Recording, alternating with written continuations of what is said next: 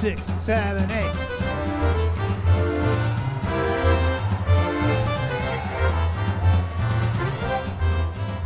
The Bronx Prep Performing Arts Academy brings together all different elements of performing arts, such as theater, musical theater, speech, public speaking, set design, and directing. And it gives us a chance to make art on a really professional level. When I first came to Bronx Prep, it was already very clear, even almost a decade ago, that there was a really strong commitment to arts education.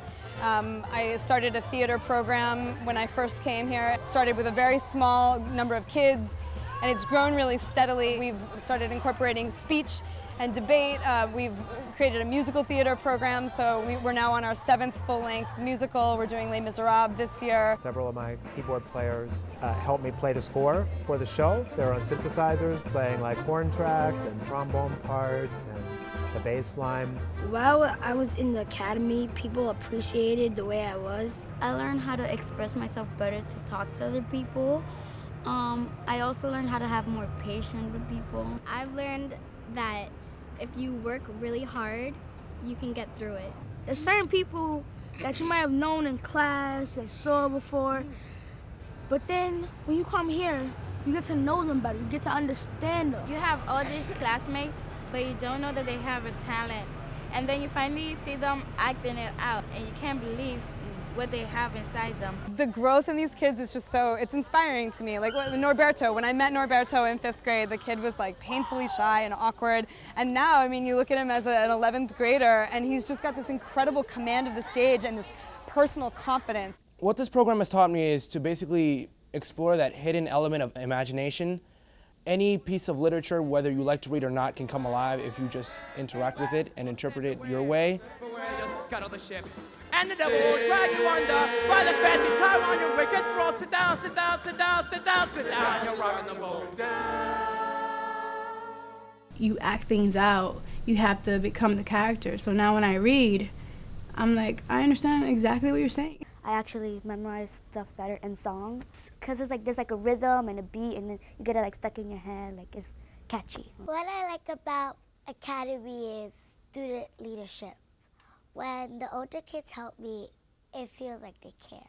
When you have high school kids mentoring younger kids, directing younger kids, and then you also have college students coming back and then mentoring those high school kids who are mentoring the younger kids, it creates this community that is just so rich. I think it's really exciting to have high schoolers to help us with our lines or mentor us. So last year we started a great tradition where in the fall the high school kids direct the middle school kids in a play. Last year we did Aladdin, and it's been a really exciting experience to see these older kids really take ownership of the creative process. Ruth and Sahira were just role models for all of us. This was our first ever directing of a middle school play, Aladdin. It's entirely student run, so it's like it's on our shoulders, and we have to be able to like talk to a group of 45 kids and be able to express what we want from them. And that's where I think most of our challenges came in, because it's a brand new thing. It's the first time we did it in Bronx Prep, so it's not like somebody could tell us, oh, this is how it works. Like, we had to figure it out ourselves. So one really important element of our program is our speech program. Speech sort of evolved out of debate. But it all really is based on the idea that a student should be able to stand in front of a group of people and be able to speak with power, to speak with well-thought arguments, and be able to truly feel that anything is possible. As teachers of future leaders, we use speech and debate as one way to be able to give them that power. I'm not only up here to tell people a story or to win a trophy. I'm up here to tell people our truth, and that's one of the I guess mottos of the speech team, is to speak your truth. It's just a growing process. I feel like I matured a lot from it, and it's something that I hope to keep doing outside of school, inside of school, no matter where. It's really been a change for me. It showed me how I have a voice that can be heard. It just feels really good to just know that you're good at something when you didn't know it before.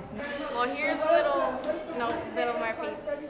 Mommy's making mambo. Mommy's making mambo in the domain of our kitchen. My mother is a dictator. I refer to it as Carmen's Culinary Queendom. She is a cuisine conquistadora, wielding a freshly sharp knife like a sword above her head. Her goja doesn't stand a chance.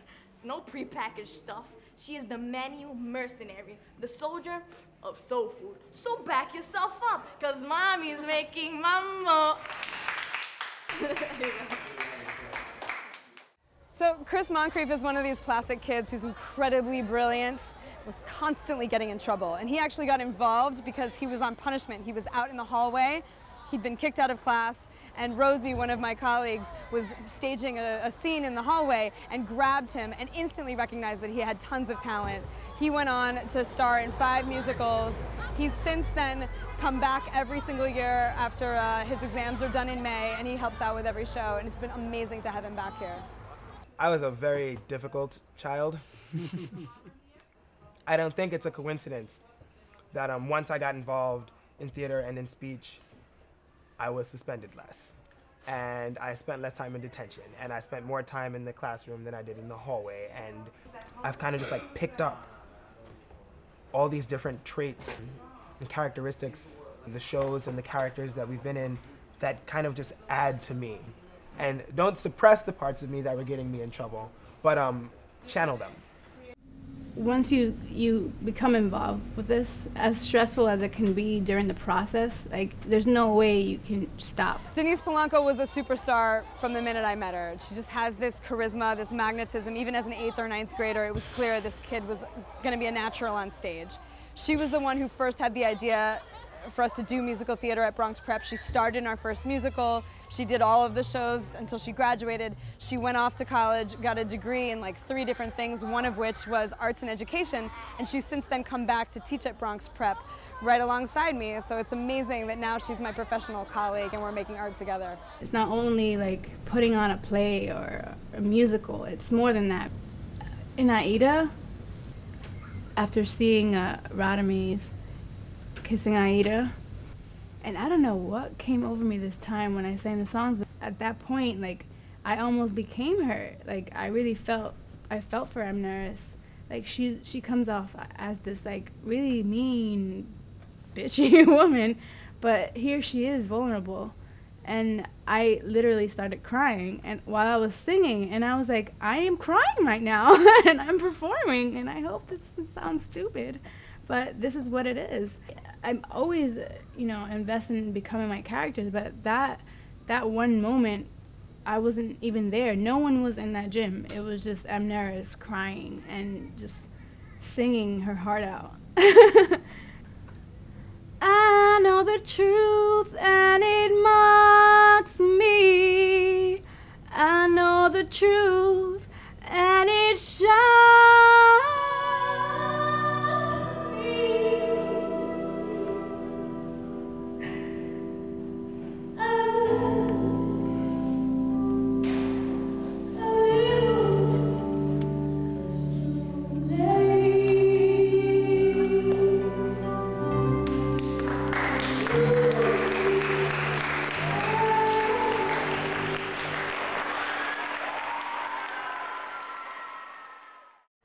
There's so many kids that I haven't even mentioned. It's just remarkable to me to compare, you know, when I first met these kids and to see the artists that they've become, the scholars that they've become, the way that they hold themselves when they walk into a room, and I can see that translating, you know, whether or not they go on to become artists in their lives, you know, to walk into a job interview with your shoulders squared and be able to look at someone in the eye and speak with clear diction.